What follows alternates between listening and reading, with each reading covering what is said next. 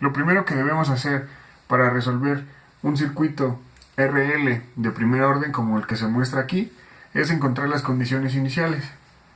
¿Ok? Este interruptor me está diciendo que en un tiempo igual a 0 se va a abrir y va a impedir que esta corriente circule por esta rama. ¿Ok? Entonces lo que debemos hacer es dibujar el circuito en un tiempo antes de 0 cuando este interruptor está cerrado. Tengo la fuente de corriente, la bobina, la resistencia de 2, la resistencia de 20 y la resistencia de 40. Bien, entonces la corriente va a circular por la rama que le proporcione una menor resistencia a su paso. Entonces, cuando llega a este punto, la corriente sale de la fuente de corriente, llega a este nodo, y entonces, como esta rama de aquí le proporciona una resistencia de 2 y la bobina no le proporciona resistencia, entonces la corriente va a circular por aquí y va a permanecer encerrada en esta parte. Ya no va a circular nada por esta resistencia porque la bobina se comporta como un cortocircuito después de mucho tiempo. Entonces, como no le proporciona ningún tipo de resistencia, la corriente se queda aquí. ¿Ok? Entonces, directamente podemos calcular las condiciones iniciales, que sería esta corriente de 20 amperes es la misma corriente que pasa por la bobina. Entonces, la corriente de la bobina en un tiempo 0, menor a 0, es igual a 20 amperes. ¿Ok? Como había dicho en el video de la bobina, esta corriente en un tiempo menor a 0 es igual a una corriente en un tiempo mayor a 0, que es igual a 20 amperes. Lo que me dice que antes de 0 y después de 0 va a seguir valiendo lo mismo, un tiempo después de 0, unos segundos antes. ¿Ok? Entonces, ya que tenemos esto, regresamos al circuito y este circuito fue para un tiempo menor a 0. ¿Ok? Entonces ahora vamos a examinarlo para un tiempo mayor a 0. Ahora vamos a construir nuestro circuito en el cual el interruptor ya se abrió.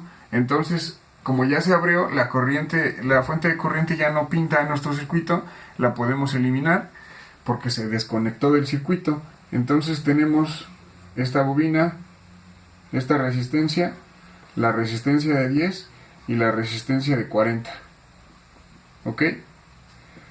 Lo que se debe hacer es reducir el circuito lo más simple que se pueda y vamos a reducir estas resistencias que están en paralelo, que me dice que la resistencia equivalente de estas dos es igual a 8 ohms. Bien, yo ya lo hice previamente y lo metí en mi calculadora y da 8 ohms. Entonces vamos a tener este circuito, pero ahora podemos eliminar esto y esta resistencia nos va a quedar de 8 ohms. Bien, aquí tenemos una inductancia de 2 henrys, que es los henrys que están aquí. Estas dos resistencias a su vez las podemos reducir aún más y la resistencia equivalente de estas dos, que serían en serie, sería 10. ¿Ok? Eliminamos esta resistencia y aquí tenemos 10 ohms. Entonces, ya que tenemos esta reducción, vamos a utilizar las leyes de Kirchhoff. Una de ellas es la ley de Kirchhoff de voltajes. Ley de Kirchhoff de voltajes y ley de Kirchhoff de corrientes. La ley de Kirchhoff de corrientes me dice que la corriente que está circulando aquí es igual, la corriente del inductor es igual a la corriente del resistor.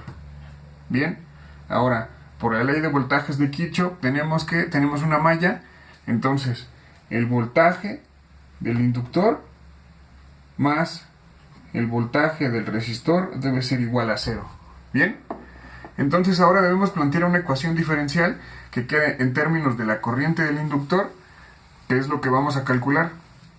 Bien, entonces, en el video de la bobina expliqué que el voltaje del inductor es igual a la inductancia por la derivada de la corriente del inductor respecto del tiempo. ¿Ok?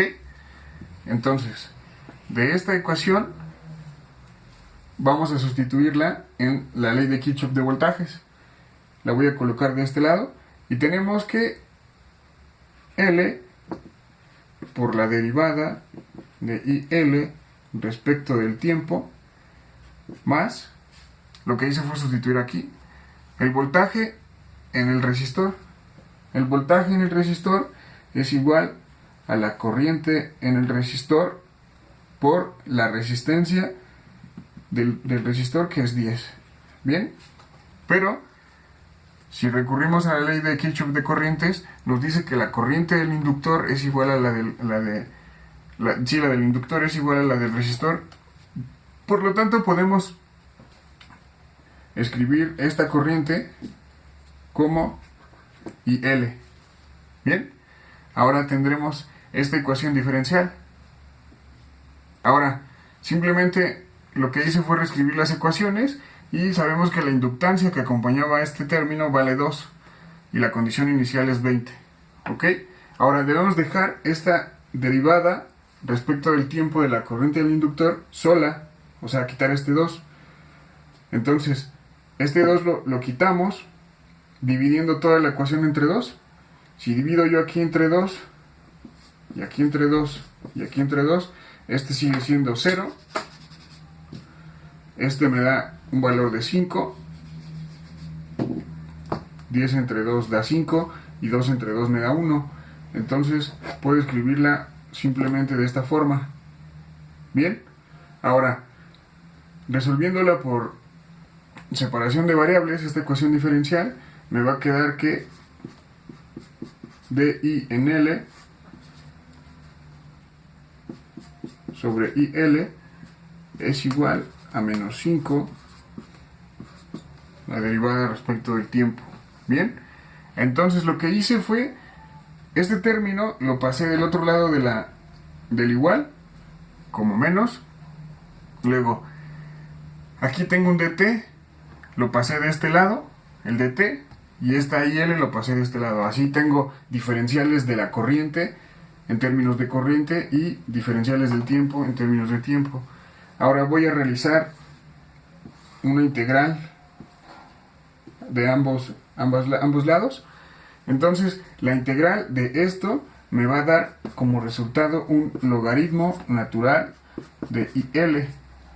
Y esto va a ser igual, la integral de 5 respecto del tiempo me va a dar menos 5t más, como tenemos una integral indefinida, más una constante. Bien, ahora lo que queremos obtener es IL. Para obtener IL voy a multiplicar por una exponencial en ambos lados y me va a quedar E logaritmo natural de IL es igual a E menos 5t más E. Bien, entonces este E con el logaritmo se van y me queda un IL solo. Bien, ahora esto es igual, y aquí voy a utilizar que E a la menos 5t por E a la E por C, esto es igual a esto. Bien, por leyes de los exponentes aquí se está multiplicando, tengo mismo base, entonces estos exponentes se suman y me da resultado esto. Bien, ahora tengo esta forma de la cual me resulta ser que IL es igual a E a la menos 5t por, y este término se vuelve una constante. Bien, E es igual a 2 punto y algo, y C es una constante, este 2 es una constante y la C es otra constante, por lo tanto lo puedo representar como una constante K. Bien, entonces ya casi terminamos el ejercicio. Pero ahora lo que necesitamos hacer es en esta ecuación meter las condiciones iniciales. Cuando yo tengo que el tiempo es 0, voy a tener que la corriente vale 20,